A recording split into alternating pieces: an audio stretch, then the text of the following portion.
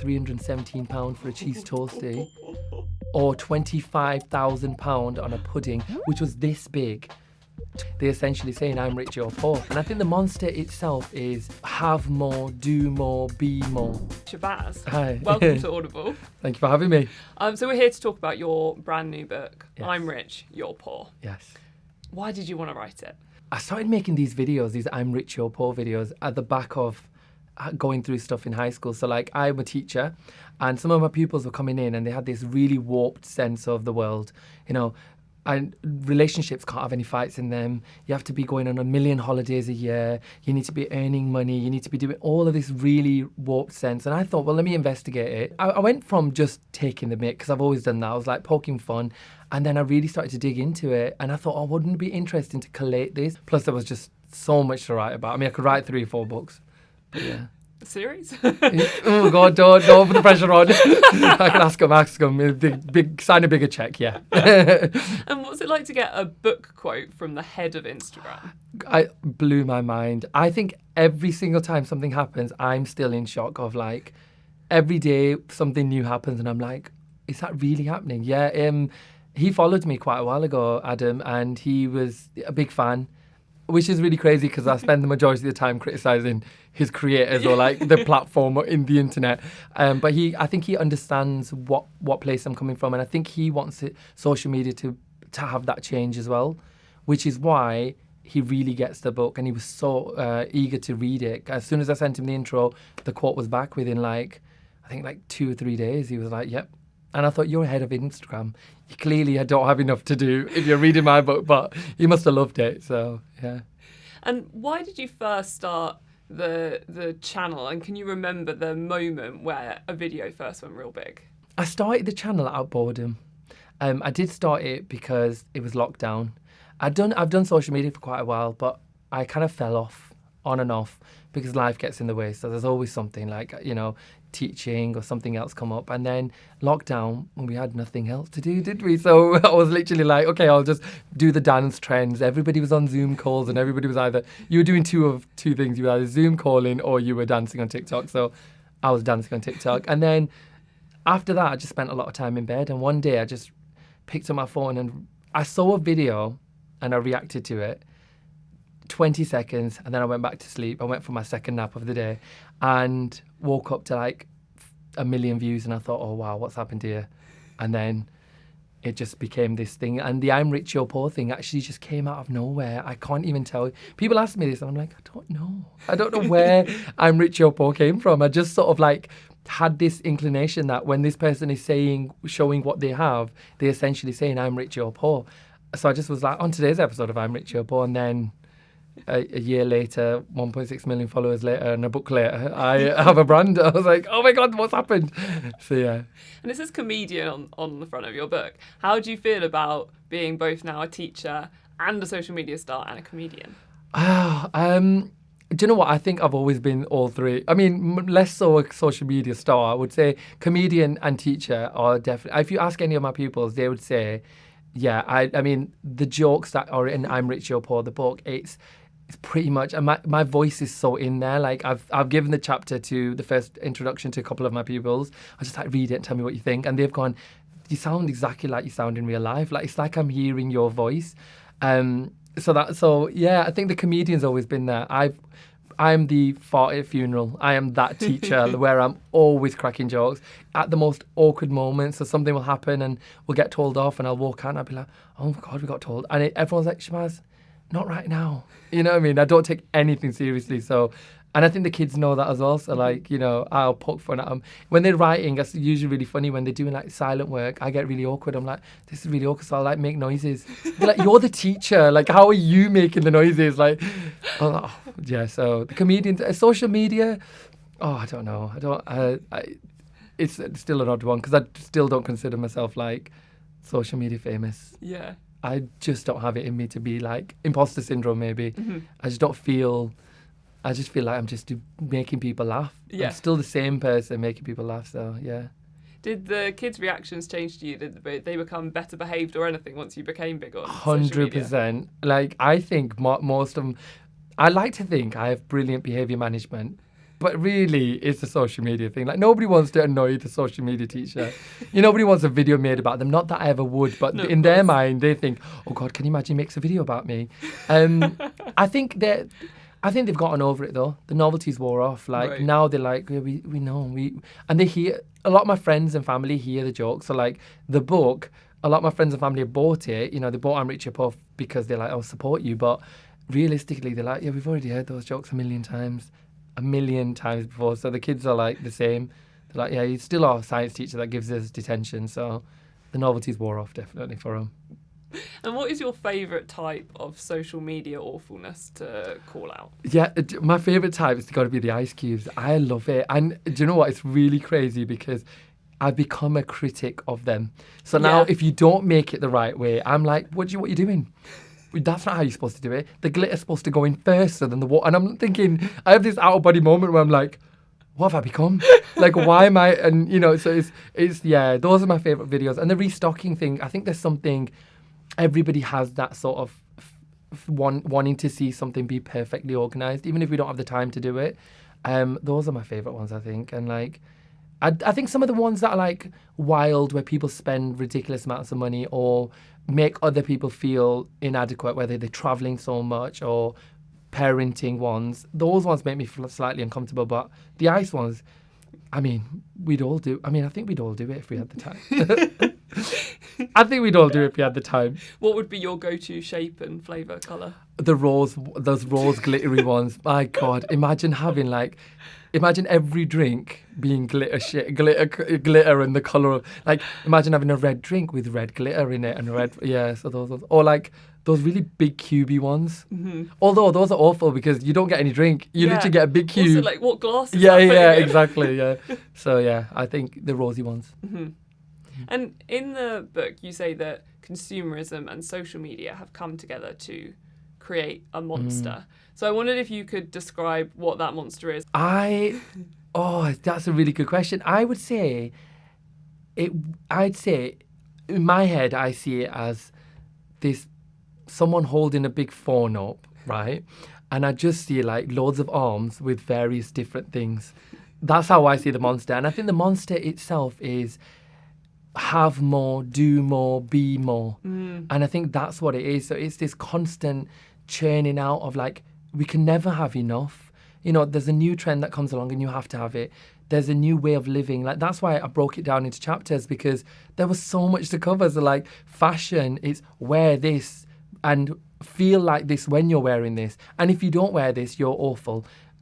Food, which is something that we should all have access to. It's like, eat this way, don't eat that way. So there's like, you can scroll and you can find 5 people saying, eat eggs, don't eat eggs. You should eat some eggs, you shouldn't eat a lot of eggs. And which one is it? You know what I mean? So I think consumerism as well, about this idea of buying into everything. It's just so wild. And I think we already felt the pressure, as in I was pre-social media. I'm like, was it before internet, after internet? And before internet, I feel like there was pressure. You felt it in your school environment, especially. That girl that got their new, pencil case, the boy that had the Pokemons or whatever. But now, imagine you have access to really 8 billion people, if they all had mobiles, to then tell you what you don't have is not right and you're inadequate because you don't have it. So, and that's what I feel like the book's like a shield, or is it sword? And that's what's going to slay the monster, I hope. Not fully slay it, but, chop a few arms off, if I can say that. And you have your Povvo gang, your community on social media. What, in your view, does being a Povvo really mean?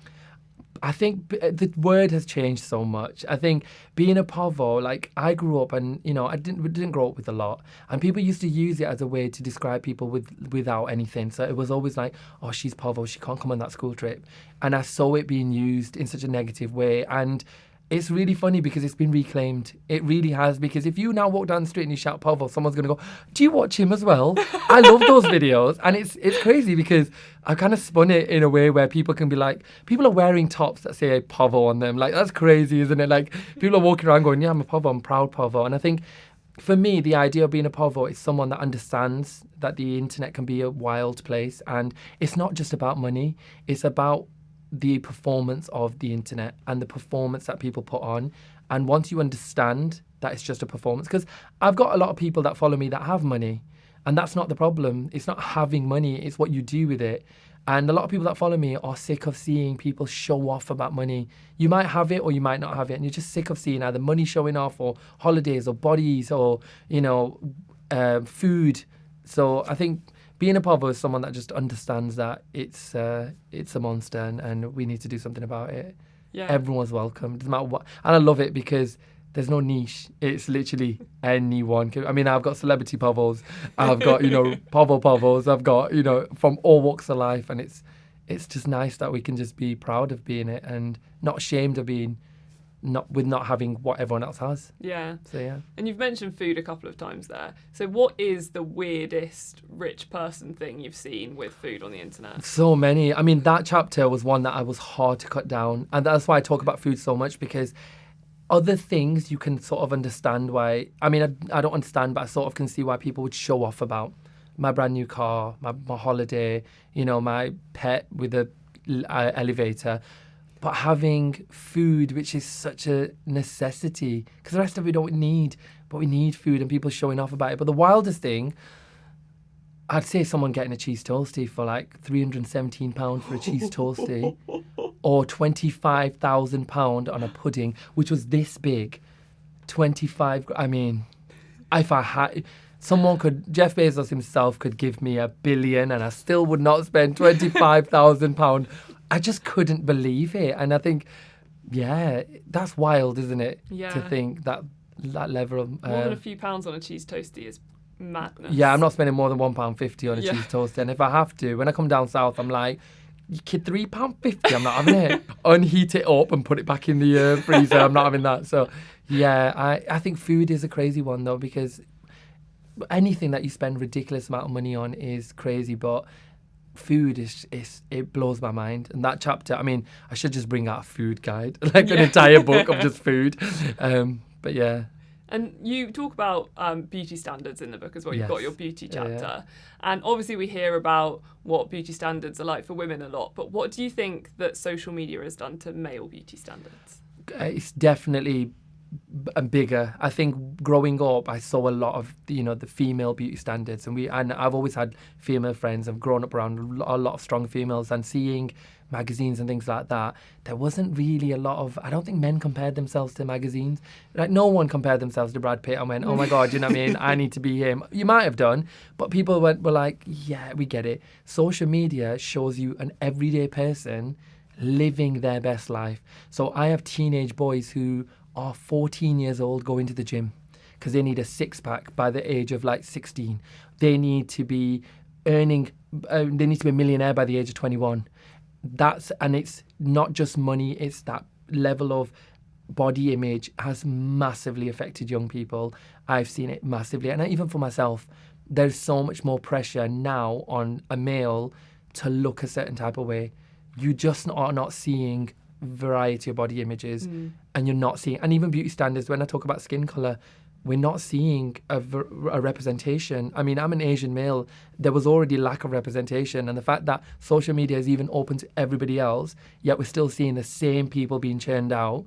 I'm seeing the same people I saw growing up, who I compared myself to and wanted to be like, now being churned out on social media, being the everyday person. And that's wild, because on TV, we just know they're on TV. I watch Love Island, you know that they're just on Love Island. But watching, something like, social media where you're just scrolling and someone's going, come follow me, this is a day in my life. And they've got this perfect life, this six-pack abs and perfect skin and perfect hair and teeth and nails. And you're like, why can't I have that? And that's what's really scary. And it worries me more than anything about young people growing up in that world. And what do you think it's done to the gender norms? There's definitely a lot more flexibility. I feel like we don't really have a lot of like men. There is a lot of people that are saying men should be men and women should be women. And I think that comes from because there's so much empowerment. That's why I just don't want it in my book to feel like internet bad. You know what I mean? Don't do social. I mean, I'm on social media telling people don't be on social media. That's just wild in itself. It's not that. It's saying that there's so much good on there. And I think that is a big thing on the internet. the empowerment that women have on there, it's making a lot of men feel that, what do I do now? Because I was a breadwinner, so what do I do now? And then you've got the people that are going, men need to go back to their old ways. They need to provide for women because, well, what do you do if a woman can do everything you can do? And that's why it's the gender norms have changed massively. Like, what does it mean to be a man anymore? What does it mean to be a woman? Apart from your anatomy, you know, we'd no longer have men need to wear this and men need to do that, because everybody's just doing anything. And I think that's empowering. Let everybody just live and do what they want to do. So, yeah.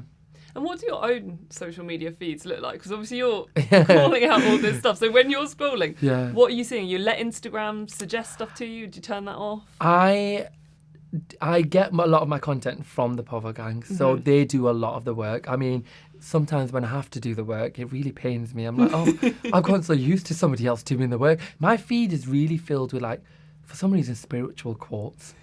I do a lot. I have a lot of, like, you know, grab life by the wings, run in the wind. Those kind of, like, I'm like, oh yeah, I should do that today. I'm gonna wake up and run in the woods bare feet.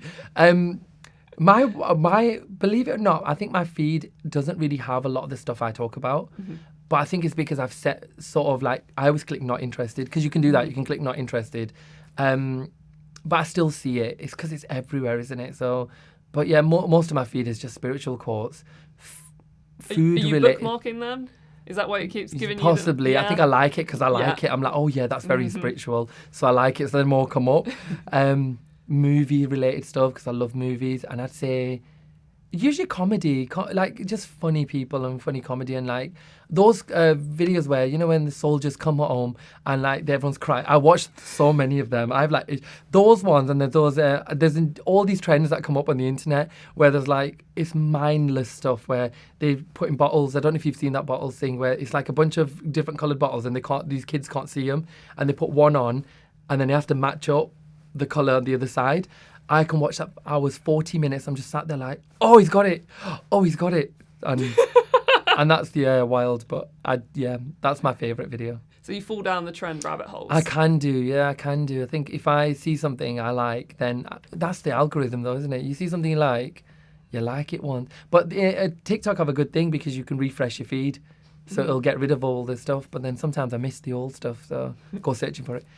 But no, I don't know. I've done a lot of comparing, and I fell down this recently. I fell down this hole of like comparing myself to other people, and I had to have a minute where I just literally woke up and I was like, "What are you doing? You are being the person you are fighting against. You are comparing." I watched people do stuff and I was like, why am I not doing that? Why am I not getting these opportunities? How come I don't get to travel more? And I thought, whoa, like I had to take a step back. I had to pick the book up, give myself a whack on the head, and I was like, wake up. Because it's so easy to do, isn't it? It's just so easy to fall into that trap. Yeah. So for you, was it more about the achievement thing where you were comparing yourself versus like the kind of the looks or anything like that? Yeah, I mean, I don't think I've ever really... I think subconsciously you do. I think everybody still does.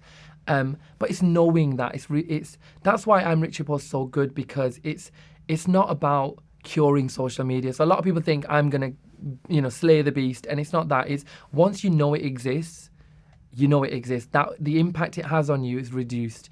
So it's always going to be there. I'm not saying that all of a sudden all these influencers are going to go, I'm not making videos anymore, I'm done. It's the case of like, it's the impact it has on you, the individual person. Once you read it and you understand it, and that's what it's done with me. Is once I see it happening, I'm like, oh my God, I can reflect and go, I'm not letting that happen to me. But it's more mainly like success when you see other people, and sometimes I compare myself. I'm like, oh, how come I'm not doing that? And then I go, but that's not my journey. You have your own path. So, but I've been able to do that through the book. Yeah. And you're writing about people who, for social media, it is a business for them. Yeah. Is it that to you yet? No, I'm still having really a lot of fun with it. I really don't. I think I have a management, and I feel like they would love to be able to monetize what I do. I just don't give them a chance to because I'm always just doing what I want. They'd be like, have you tried doing it? I'm like, no, I would rather just stay in bed, because that means I've got to get out and film stuff. So I wouldn't say it's a business yet. I'd say I don't want to. I want to provide stuff to people. So I think you can make it a business as long as you're giving something back. And I think that's the good thing about business. I think a lot of these creators are creating a business, but not what are you providing back to the consumer. A business is a transaction. So for me, if I'm doing a brand deal, then at the same time, am I providing you entertainment? Are you laughing at that video? Are you finding it funny? And at the same time, I'm getting paid. You know what I mean? I think that feels more comfortable as opposed to me going, hey guys, buy this brand new thing that you can't afford. Even, you can't afford to pay your rent, but how about you buy this brand new diamond necklace?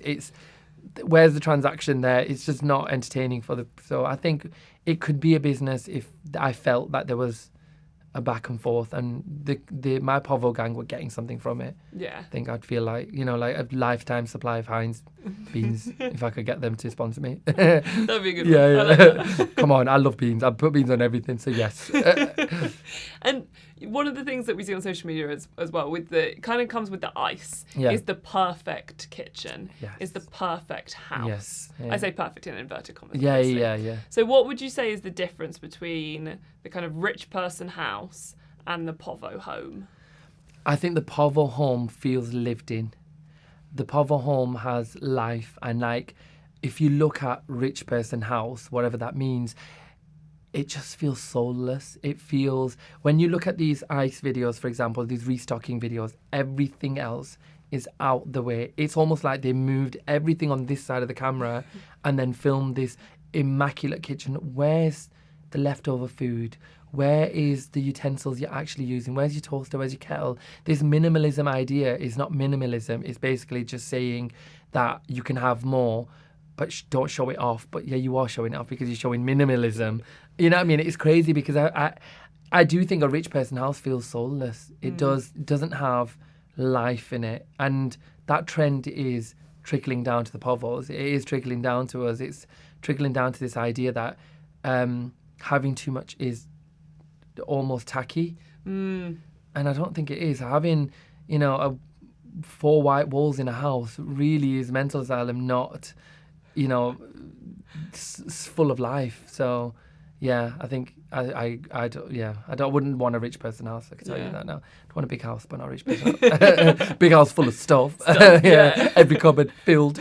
Yeah. So I remember when I was a teenager, I always wished my mum would be a bit tidier because she always had stuff all over the kitchen table and papers and things. And I thought, I'm never gonna. When I grow up, my house is gonna be. No, I'm excited. You do, don't you? Piles of stuff everywhere. Yeah, because when you get home, who's got the time to get home, pack everything neatly and put it? I mean, my suitcase from 3 days ago is still unpacked on the floor in my bedroom.